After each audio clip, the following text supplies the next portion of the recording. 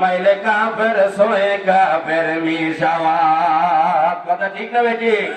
হাজরে আমদাদুল্লাহ মহাজের মক্কি রহমতুল্লাহ আলাইহি খাদেমকে ডাক করে, খাদেম রশিদ আহমদ গঙ্গের বিছানাটা আমার বিছানার সাথে একটু লাগায় দিও। হাজী আমদাদুল্লাহ মহাজের মক্কি রহমতুল্লাহ আলাইহি শেষ রাতে তাহাজ্জুদের নামাজ পড়া শুরু করছে। লা ইলাহা ইল্লাল্লাহ, বলেন না লা ইলাহা ইল্লাল্লাহ, লা ইলাহা ইল্লাল্লাহ। হাজী শাহুজুর রহমতুল্লাহ আলাইহি বলছেন, রশিদ আহমদ গঙ্গি হুজুর আমাকে কিন্তু শেষ রাতে ডাকেন না, আপনি যেভাবে জিকির করেন সেভাবে জিকির করবো না। হাজী শাহুজুর রহমতুল্লাহ কিছু বলে নাই, ওইটা শুনে জিকির করছে লা ইলাহা ইল্লাল্লাহ। বাবা কিছুক্ষণ পরে রশিদ আহমদ গঙ্গি রহমতুল্লাহ হঠাৎ করে ঘুম থেকে জাগ্রত হয়েছে। হওয়ার পরে এবার ওযু করে তাহাজ্জুদের নামাজ পড়ে হাজী শাহুজুর রহমতুল্লাহ কিছু না আওয়াজ করে বলে লা ইলাহা ইল্লাল্লাহ, লা ইলাহা ইল্লাল্লাহ।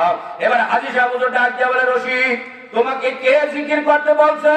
বলে, হুজুর আমি যতই জবান বন্ধ রাখি, কিন্তু আমি যতই চেষ্টা করি জবান বন্ধ করে আজকে জিকির করতে, কে যেন আবার জবান দিয়ে জোরে বলে লা ইলাহা ইল্লাল্লাহ। সোহবতে চলে তোরা চলে গুনাদ, সোহবতে তলে তোরা তলে গুনাদ। আই বেরাদার দুর্বাসাদ ইয়ারে বাদ, ইয়ারে বাদ বাদ করবো আজাদ মারে বাপ। কথা ঠিক না বেটি? এ রশিদ আহমদ গঙ্গি রহমতুল্লাহ থেকে এই তরিকা, এর জ্বালা বড় কঠিন। কথা ঠিক না বেটি? যার সিনায় লাগে তার সিনা জ্বালায় ভরা দেয়। কথা ঠিক না বেটি? সরবরাহ ময়দান থেকে এই রসুলপুরের ময়দান আজকে জোহরের নামাজের আগে এসে দেখলাম কিছু আল্লাহর খাস বান্দারা জিকির করতেছে। কি মজা পাইছে, কি মজা পাইছে। এই জন্য কবি বলেন, আল্লাহ আল্লাহ ক্যা মুবারক নাম হায়, আল্লাহ আল্লাহ আশিকো কা কাম হায়। লামা কাফর ঘর বানায়া ইয়ার নিস, লামা কাফর ঘর বানায়া ইয়ার নিস, দরবদর হামকো বিরায়া ইয়ার নিস। এ আশকের আগুন বড় জ্বালার আগুন, যেই সিনার আগে সেই সিনার সাথে আর সবার সম্পর্ক হয়ে যায়। বান্দা যখন জমিনে আল্লাহ করে ডাক দেয়, আল্লাহ পাকের আরশ কুরসিটা গরম হয়ে যায়। বান্দা বান্দি যখন আল্লাহ ডাকতে থাকে, এই ডাক দিছে রশিদ আহমদ গঙ্গি, সেখান থেকে ডাক দিছে কারি ইব্রাহিম। কথা ঠিক না বেটি? এই বাবা তরিকাটা বড় কবুলিয়তের তরিকা। এই তরিকার বুজুর্গরা বড় আল্লাহর কাছে কবুলিয়ত মাকবুলিয়ত। কথা ঠিক না বেটি? কারি ইব্রাহিম রহমতুল্লাহ আলাইকে আলাই আল্লাহকে পাওয়ার জন্য গঙ্গোহী শরীফে গেছে।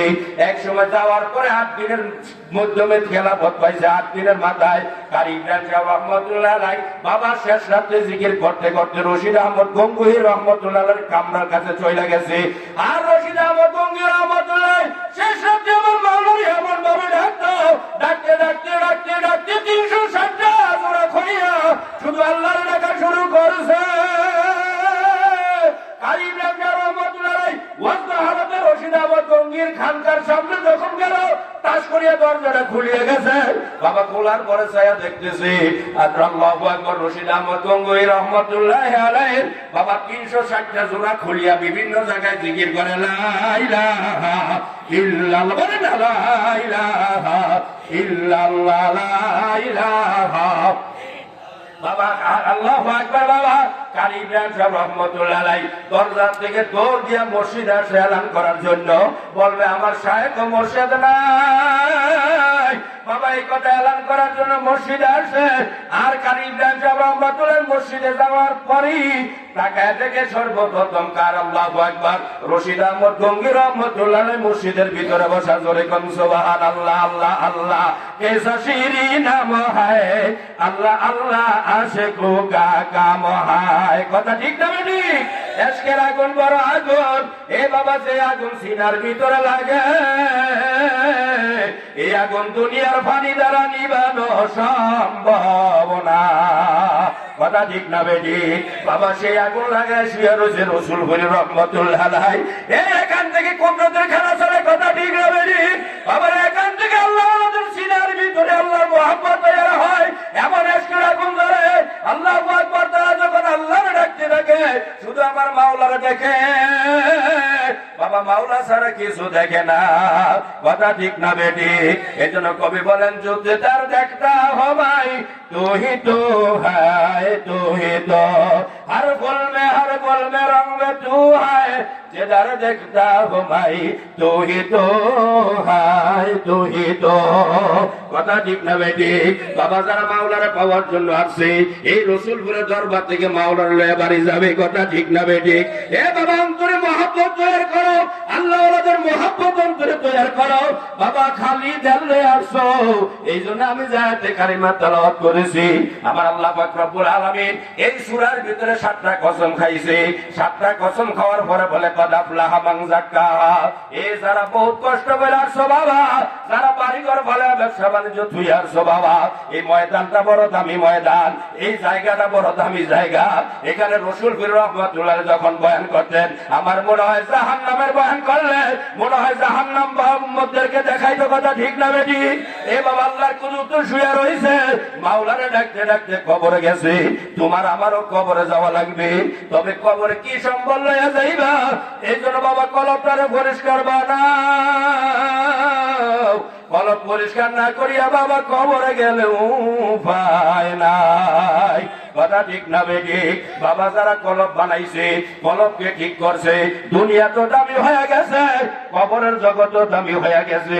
এই রসুলপুরের এলাকার দুনিয়ার কত মানুষ চিনত না, কিন্তু এক আল্লাহ ওয়ালার ইশক ও মুহাব্বতের কারণে, আল্লাহর সাথে সম্পর্ক কায়েম হওয়ার কারণে সারা পৃথিবীতে রসুলপুরকে চিনে, কথা ঠিক না বেটি? এই রসুলপুরের পরিচয় দেওয়া লাগে না বাবা, ফল দিয়া বৃক্ষের পরিচয় হয়, গাছ দিয়া ফলের পরিচয় হয় না, কথা ঠিক না বেটি? বলে বৃক্ষ তোর নাম কি? বলে ফলে পরিচয়। বাবাই রসুলপুর আসলে মাওলার ইশকের জ্ঞান পাওয়া যায়, কথা ঠিক না বেটি? গঙ্গুর শরীফ থেকে ফায়েজ বরকত আসতেছে, উজানির ময়দান থেকে আসতেছে, সরমনের ময়দান থেকে আসতেছে। বাবা মেহনত করতে করতে কলবের পিছনে মেহনত করতে করতে করতে করতে এমন একটা অবস্থা হয়ে গেছে, বান্দা যখন আল্লাহর ডাকে, যার কলবে মাওলার সম্পর্ক, আমার মাওলা বলে বান্দা ডাক দিতে দেরি, মাওলা ডাকের জবাব দিতে দেরি করি না।